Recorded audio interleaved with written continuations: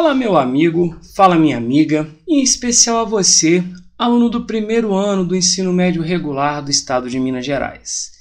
Eu, professor Matheus, professor de História, mais uma vez estou aqui com vocês para que a gente possa aqui no volume 3, ou melhor, no nosso terceiro bimestre, estarmos trabalhando com a semana 4. Então a gente vem caminhando devagarzinho com a resolução do PET, o Plano de Ensino Tutorado, que nos foi disponibilizado pela Secretaria de Educação do Estado de Minas Gerais. Então a gente continua nessa nossa pegada para que a gente consiga ir sem saber volta, não volta, de qualquer maneira, o Escola Online está aqui com vocês. E a temática de hoje, dentro do que a gente já vem trabalhando, será sobre as diferentes fontes historiográficas sobre a escravidão no Brasil. Inclusive aquela história como que a gente faz uma releitura, como que já se tratou o escravizado, como que ele é visto, como é que a gente faz para reparar tudo o que aconteceu, lembrando, claro, que se nós hoje temos um racismo estrutural, muito vai por causa desse nosso passado escravocrata. Antes de eu começar a falar sobre isso, eu queria convidar vocês a conhecer o projeto Escola Online. Acho que a maioria que aqui está já nos conhece, e aqueles que de repente estão chegando, quem não conhece ainda, fica à vontade. Eu, Matheus e vários outros colegas, a gente trabalha em várias mídias sociais, como é o caso do Twitter, você tem o nosso contato WhatsApp, você tem no Facebook, você que às vezes é o seguinte, está nos assistindo aqui no canal, aproveita, vai lá, se inscreva, ativa as notificações, deixa o seu like, curte mesmo, porque nos ajuda bem, tá? Você de repente fica na dúvida em saber quando que são postadas as aulas, nós temos a nossa página do Instagram, onde você encontra, além disso, muita informação bacana. A gente agora está trabalhando com plataformas de música. Se você quiser, às vezes, ouvir um podcast, tá lá. E olha aí, tá vendo do lado? O Dicão? O Dicão tá colocando para você, se você tiver o seu QR Code, é só você colocar, você vai ser levado direto para a plataforma, onde você vai encontrar as informações todas compiladas. Beleza? Então eu sempre falo que isso só é possível por sua causa, porque se não fosse por vocês, nós não chegaríamos onde chegamos. Agradecendo a todos aí pelos 80 mil inscritos no nosso canal do YouTube. E galera, como diria Buzz Lightyear, ao infinito e além, ao 100k junto com vocês. E antes de a gente começar, o que é normal fazer? Bora lá aí? Roda a vinheta!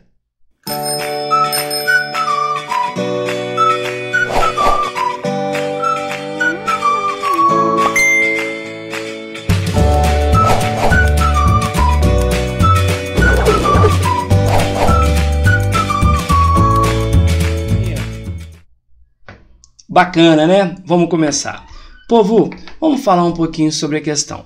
Repara que nós temos aqui o seguinte, galera, nós temos um cartaz. Vou ler rapidinho, não sei se a galera com o material na mão consegue acompanhar.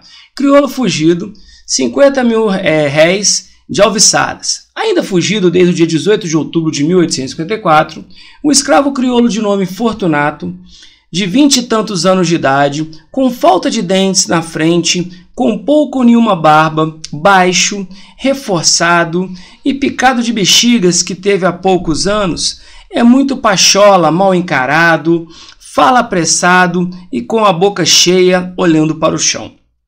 Costuma às vezes andar calçado, intitulando-se forro, ou seja, intitulando-se livre, e dizendo chamar-se Fortunato Lopes da Silva. Sabe cozinhar, trabalhar de encadernador e entende plantações de roça, donde é natural.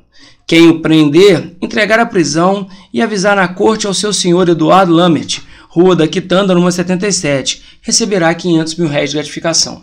Galera, quando eu comecei a fazer a resolução desse PET, eu estava vendo um fato curioso. Dizem que o Fortunato, ele acaba foragindo porque ele mata uma senhora, ele mata uma possível dona para quem ele trabalhava, e depois, em relação a perdão da pena, ele passa, na verdade, a atuar como carrasco. Dizem que ele matou, como forma de se redimir do seu crime, mais de 80 pessoas, porque ele acaba tendo a missão de ser um enforcador, que era uma prática que usava. Isso foi uma parte que eu vi, estava dando uma olhada quando eu me interessei mesmo por essa questão do material, beleza? Então repara o seguinte, parece aquela coisa de Velho Oeste, né? Procura-se. Bom, então vamos lá, galera. Anúncio. Vejam esse aqui, tá, gente? Olha só, de 54, tá? E olha só um outro anúncio que nós temos aqui. Anúncio. A 12 de junho, Dia dos Namorados, de 1854, fugiu da fazenda do Marquês do Paraná, no Porto Novo do Cunha. Para quem conhece, galera, essa fazenda do Porto Novo do Cunha, isso aqui é lá em Paraíba, tá? O escravo Marcelino, pardo, pernambucano, de estatura regular, magro, cabelo pouco crespo, olhos regulares, nariz afilado, bons dentes, com princípio de barba, e com uma ferida na perna esquerda. Sabe o ofício de sapateiro e levou 2 calças de algodão azul já usadas, 2 camisas de algodão americano, uma japona de baetão, 2 mantas de algodão de Minas e um chapéu de pele de lebre já usado. Então repare que ele era bem vestido, né? Quem o prender ou der notícia certa do lugar onde se acha receberá R$100 de gratificação. Rio, 8 de março de 1855. Tá? Vejam vocês, galera, aqui eu tenho 1854, aqui eu tenho 1855. Show? Repara que o Fortunato, o que ele sabe fazer? Cozinhar, trabalhar de encadenador e plantação. Enquanto, na verdade, o escravo Marcelino aqui, ele tem um ofício de sapateiro. Tá? Vejam vocês o seguinte, tá? Aquela questão que a gente vai começar a trabalhar. Então, esse aqui foge da fazenda e esse aqui provavelmente foge de uma cidade. Show? Então vamos lá, galera. Compare os 2 anúncios levando em conta os seguintes fatores. Onde fugiu o escravizado, região rural ou urbana, valor da recompensa para quem o localizasse, tipo de trabalho que fazia. Vejam, galera, que esse aqui, tudo indica que, pelo que a história, se ele vai ser entregue para a questão da rua da quitanda, esse aqui ele foge, tá, de uma zona urbana. Tá? Então esse aqui vai fugir de uma zona urbana. Esse aqui, o próprio nome já diz, ele vai fugir da fazenda do Marquês do Paraná, ou muita gente fala do Hermeto Carneiro Leão. Então esse aqui vai fugir de uma zona rural, tá? Show de bola. Qual que é o valor da recompensa? Esse aqui você tem R$50 mil, esse aqui você pagaria R$100 de gratificação, tá? Tipo de trabalho, esse aqui cozinheiro, encadenador, trabalhar na roça como agricultor, e esse aqui é um sapateiro. Beleza? Então é basicamente fazer uma leitura, isso é até bem legal, né? Para você ver como é que as coisas aconteciam na época, como que as coisas eram passadas. Então você coloca aqui, e aquela história, né? E eu estava ouvindo um comentário essa semana, eu até estou querendo ver um filme chamado Doutor Gama, que fala sobre Luiz da Gama, um abolicionista, e ele fala um detalhe o seguinte: às vezes quando um escravizado se rebelava contra o seu senhor, atacava e às vezes matava o seu senhor, será que ele era passível de crime, de castigo? Muita gente fala que aquilo pode ser legítima defesa. Então, galera, tem um quadrinho comparativo aí. E olha só, você tem o anúncio de 54 do Fortunato e o outro do Marcelino. Então, o que eu coloquei para vocês? Local de fuga, área urbana ou rural? O primeiro fala o seguinte, né, do Fortunato. Foge de uma área urbana, o outro de uma área rural, ele fala da fazenda. Valor da recompensa, tá? Você tem aqui, galera, o que eles chamam de R$50 mil, R$100, tá? Vejam vocês, habilidade, enquanto um é cozinheiro, encadenador, agricultor, o outro é sapateiro. Então repara que o Fortunato ele tinha mais algumas habilidades, apesar que, por exemplo, você vê lá que o sapateiro, bem arrumado, então aquela historinha básica, tá? Então não sei se vocês conseguem acompanhar aqui, coloquei esse quadrinho porque eu acho que é bem tranquilo. Como eu falei, se você tiver uma boa leitura, fica fácil de entender. Show de bola? Beleza? Então é questão da historiografia mesmo. Vamos lá, galera. Então é o seguinte, na sua opinião, por que a recompensa oferecida no segundo anúncio é maior do que do primeiro? Gente, então olha só, essa resposta aqui é uma resposta pessoal. Gente, o que você coloca? Eu, emitindo a minha opinião, por isso que a gente não trabalha com resposta pronta, trabalhamos com sugestão de resposta. Vejam vocês, eu acho, galera, por que se paga mais o seguinte? Por que se paga mais o Fortunato? Primeiro, pelas habilidades que ele tem. Tá? Percebam lá que o Fortunato ele tem mais habilidades, como eu falei, né? Encadenador, o anúncio fala, né? Você vai lá, por exemplo, encadenador, o cara na verdade é cozinheiro, trabalha na zona rural, enquanto, por exemplo, o outro ele é sapateiro, tem um ofício só. E outra, a própria descrição do ferimento pode realmente tirar um pouco o rendimento do Marcelino, que é o segundo escravizado. Perfeito? Eu particularmente vejo dessa forma. Você pode ter um ponto de vista divergente. Tá? Inclusive, quem tiver, fique livre aí para colocar no canal. Show? E é aquela questão para a gente poder trocar uma ideia. Então, se eu fosse montar, viria dessa maneira. Show? Por quanto tempo o escravizado mencionado no anúncio de 1855 estava fugido? Depois de todo esse tempo, você acha que ainda seria possível localizá-lo? Por quê? Então, olha só, galera, vamos colocar aqui, ó, do segundo anúncio, só para a gente poder lembrar aqui. Gente, o anúncio foi colocado em março de 1855. O escravo fugiu em 12 de junho de 54, então já tem quase um ano. Pô, quase um ano, quer dizer, o cara, o escravizado, ele já tem o seguinte, ele já está, por exemplo, eu particularmente acho muito difícil pelo tempo. Por mim, se eu fosse montar uma resposta, tá? E aquela questão, né? Você vê que o cara tem roupas, o cara de repente tem essa habilidadezinha. Agora, tem um fator que fala, não, Matheus, pode ser fácil capturá-lo. Por quê? O ferimento da perna pode impedir que ele vá longe, pode dificultar a fuga. Então, como eu falei, olha a pergunta que nos é colocada aqui. Gente, olha a pergunta número 2. Por quanto tempo o escravo mencionado estava fugido? Então, como eu falei com vocês, olha aqui a sugestão. Tá? Há quase um ano, né? Você está de março a junho, então você tem quase um ano. Tá? Você acha, por exemplo, eu particularmente coloquei muito pouco provável que você encontrasse. Tá? Então, a questão do tempo, porque já ficou muito tempo e ele se acostumou um pouco com essa ideia. Show, deve estar em outro lugar. Agora, pode ser falar assim, mas Matheus, não, por ele estar ferido seria fácil. Então, gente, eu acho que a resposta é de vocês aí. Beleza? Então, eu expressei aqui, é uma questão pessoal. Vejam, isso é até bacana para ver como que você compreende, igual esses dias fizeram um questionamento que eu fiquei encantado, quando uma aluna fala sobre a questão das mulheres. Eu falo, para a mulher seria mais fácil, porque algumas mulheres acabavam casando, e fizeram um comentário que eu parei para pensar, eu falei, nossa gente, eu fui muito infeliz. Mas ao mesmo tempo eu vi que é a ideia do contrassenso. Porque eu falo, não, profe, como que seria melhor para a mulher? Às vezes é questão de ser desposada, de ser casado, mas algumas eram violentadas, então tem esse lado que me atinou um estalo que eu achei fantástico o comentário. Meus parabéns para quem o fez. Beleza? Vamos lá? Então, galera, vejam vocês. Analise o mapa da capitania de Pernambuco, feito pelo holandês Frans Post, em 1647, no qual ele representa direito o quilombo de Palmares e responda. Então, galera, olha só.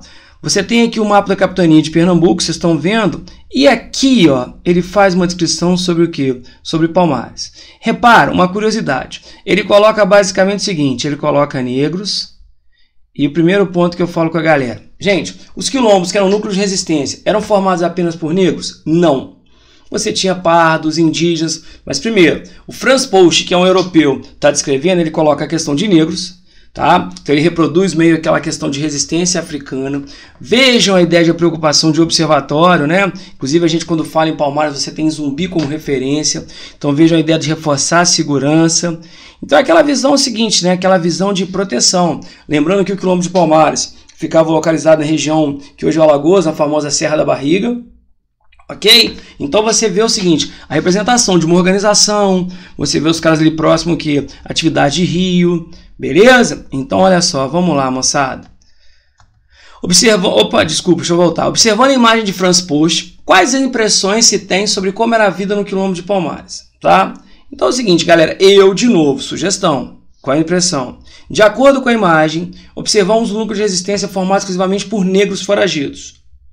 Mesmo sabendo que os quilombos, além de escravizados, fugitivos, você tinha homens pobres, mestiços, indígenas.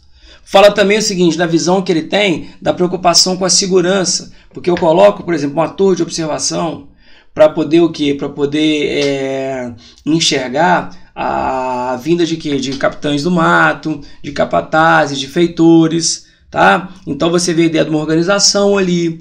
Então, quer dizer, é uma interpretação.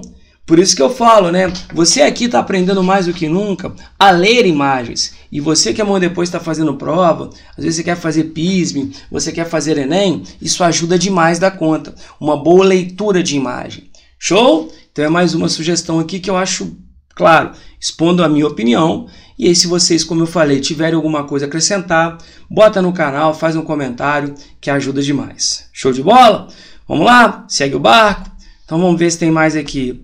Questão de número 5. Leia o texto seguinte da historiadora Heloísa Maria Murgel Starling, Heloísa Starling, né? Professora da UFMG. A fuga individual ou em grupo, marca os limites da dominação. O escravizado que fugia afrontava o princípio da propriedade. Por quê? Porque ele está deixando de ser posse de um senhor e falando, não quero.